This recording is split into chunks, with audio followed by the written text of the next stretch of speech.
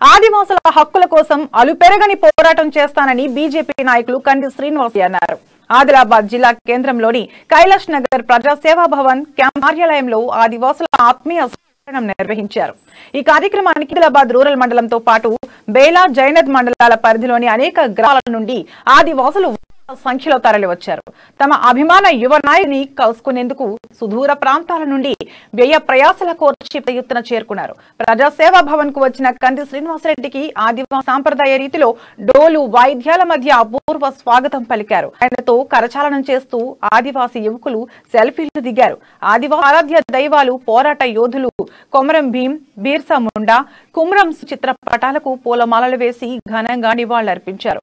వారి పోరాట స్ఫూర్తిగా తమ హక్కుల కోసం ఉద్యమించాలని కంది శ్రీనివాసరెడ్డి పిలుపునిచ్చారు.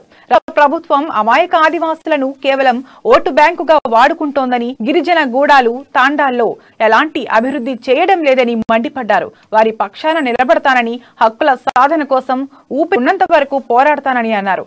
అనంతరం వచ్చిన వారందరికీ భోజన సదుపాయం కల్పించారు.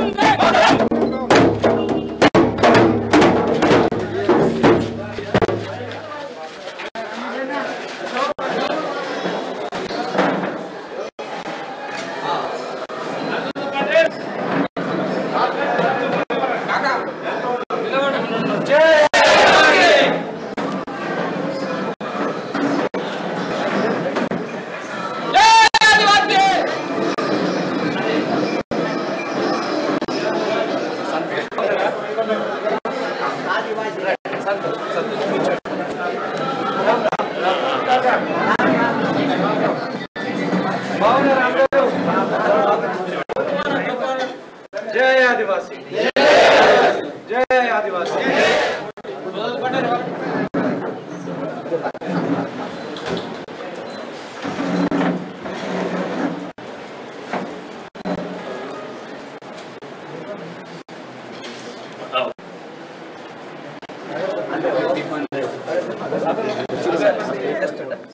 जय कोमराम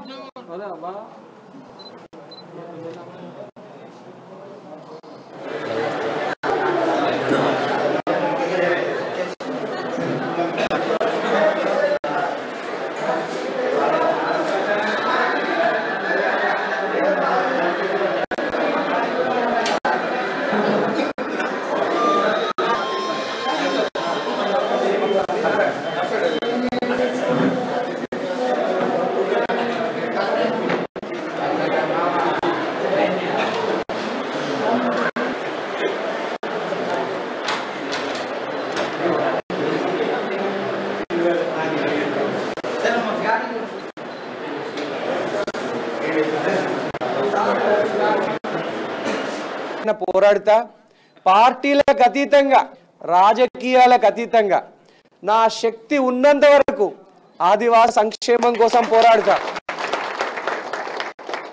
నన్ను దారిలు తిరిగేటప్పుడు చాలా ఊర్ల పట్టేళ్ళు ఏమన్నారంటే, అందులో ముఖ్యంగా ఒక ఊరు పట్టేలు, సార్ మీరు పోయిన సంవత్సరం ఆదివాసీ పోయిన జన్మల మీరు ఆదివాసీ బిడ్డ అయి పుట్టి ఉంటారు సార్ అన్నాడు. నన్ను నిజంగా నేను పోయిన జన్మల ఆదివాసీ బిడ్డనే అయి పుట్టి ఉండొచ్చు.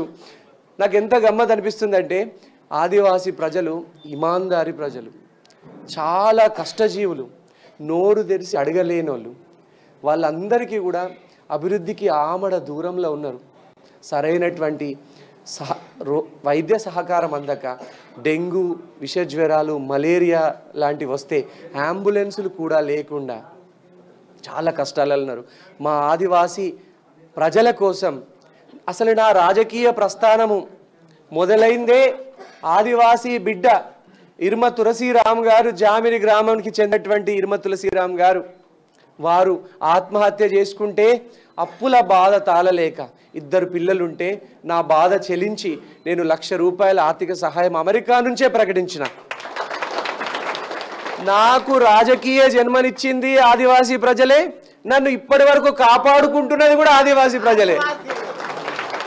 ఆదివాసీలు నాకు ఇస్తున్న మద్దతును చూసి కొండరి గుండెల్లో రైళ్లు పరిగెడుతున్నాయి, గుండెలు దబేల్ దబేల్ దబేల్ అని కొట్టుకుంటున్నాయి.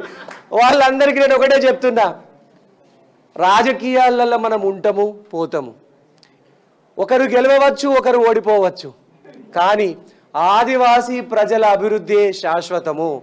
వాళ్ళ అభివృద్ధి చేయకపోతే ఏ రాజకీయ నాయకుడైనా పురుగుల పడి చచ్చిపోతాడు.